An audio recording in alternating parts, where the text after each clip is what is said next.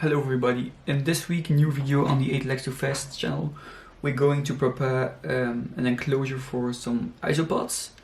I actually have the Porcellio laevis species white, so I'm going to start and I'm going to show you how to make an enclosure for them. In front of me I have a little plastic tub.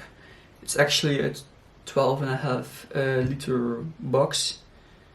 It's actually big enough to hold like just enough isopods for all my enclosures. So first things first, because of the enclosure it needs high humidity, and high humidity means a big chance of having molds. So we need to make holes in the lids and in the side panels, because a good cross ventilation prevents mold.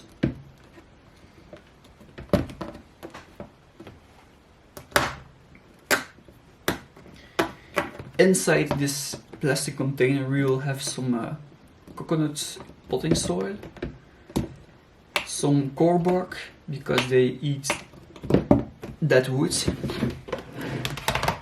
maybe some dried leaves. I heard they like to have an calcium.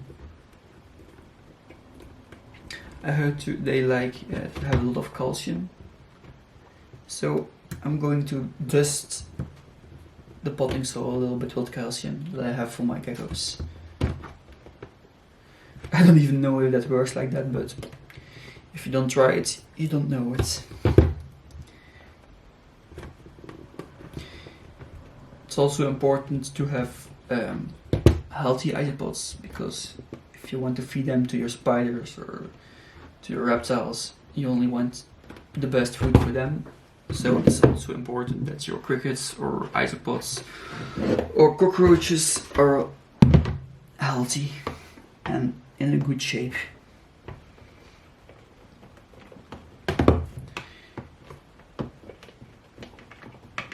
I'm just going to make some holes in this plastic tub with my knife.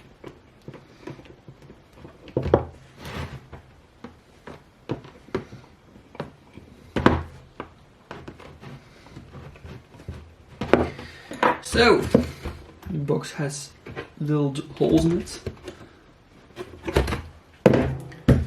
Now we're going to fill it with some coconut fiber, potting soil, whatever you want to call it.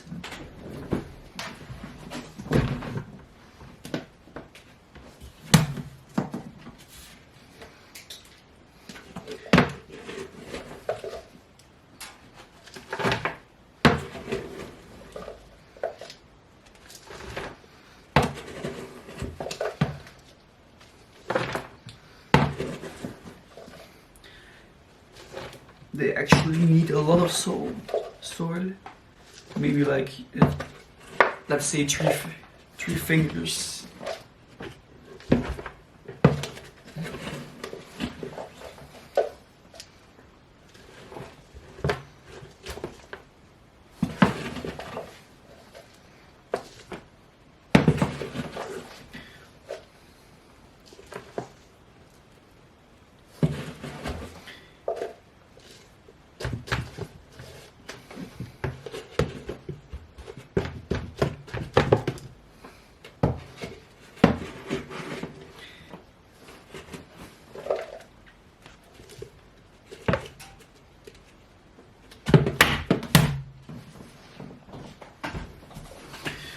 So that should be enough, I guess.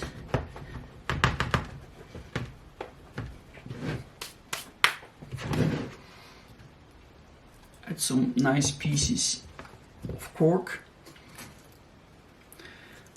Most of the times they will just bury them beneath the cork. So, in this little enclosure I have them, and I heard to look at the tip they faster they grow in population. So, just going to show it on this camera.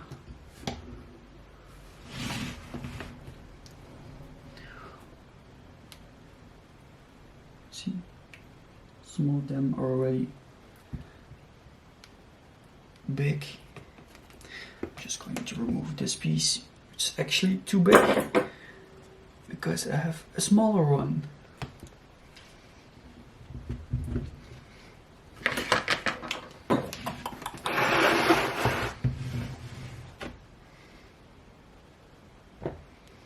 I also have a little bit of moss, some sphagnum moss. Some little pieces of potato. And some freshly cut cucumber. Because cucumber is very humid, so they like it.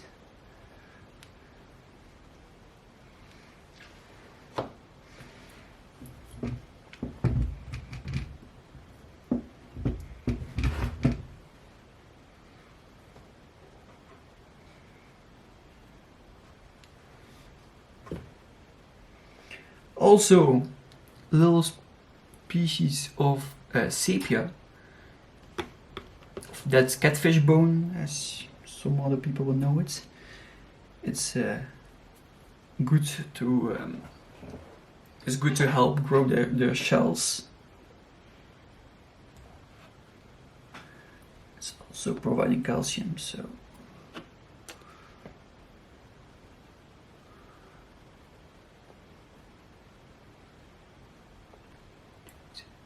Some of them are a little bit large. So hopefully they like it in their new enclosure. I'm just going to move this a little bit.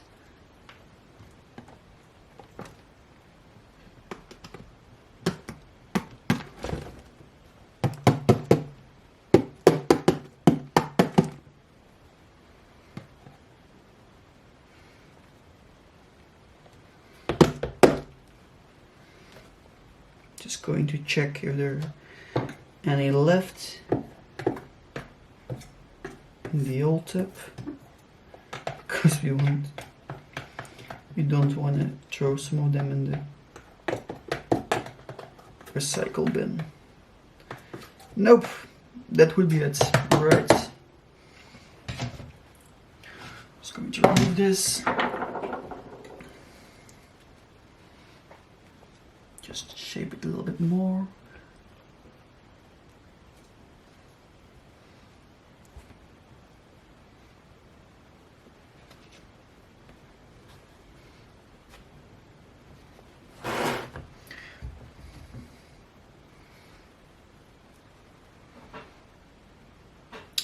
So guys, what do you think? I think we'll actually add some other bigger, new, fresh pieces of catfish bone or sepia.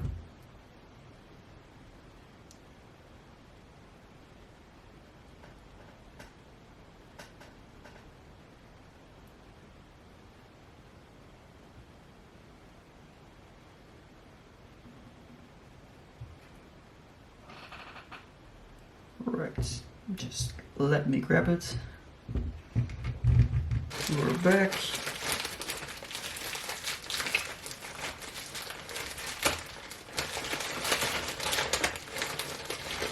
I have this bag full of big pieces of sepia, and I bought them for €8. It's actually half a kilo, so 500 grams. And with this, yeah, you can, until you die, you can use it.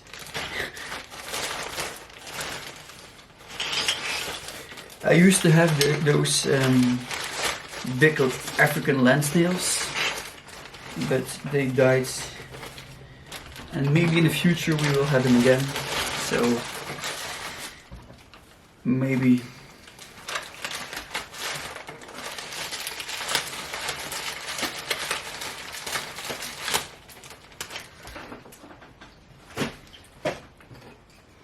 I have this large piece. I'm going to break it into pieces, and I'm going to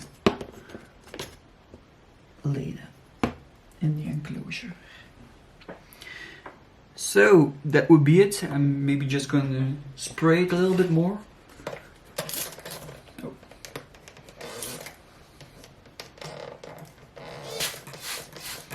A little bit misted. Like I said, they like the humans. So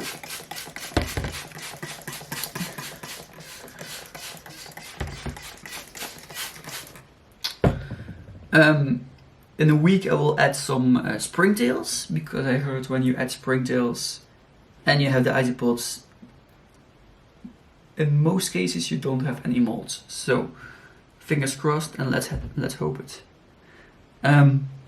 Alright.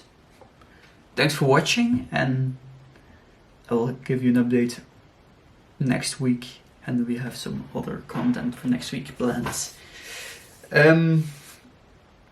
During this week I already tried to pair with my Aphelopon chalcodus couple.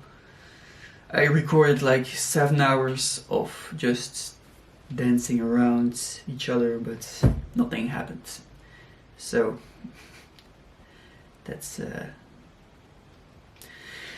not nice, but hey, I'll give you an update next week. So thank you for watching, and you'll see me next week, next Monday. Alright, thank you.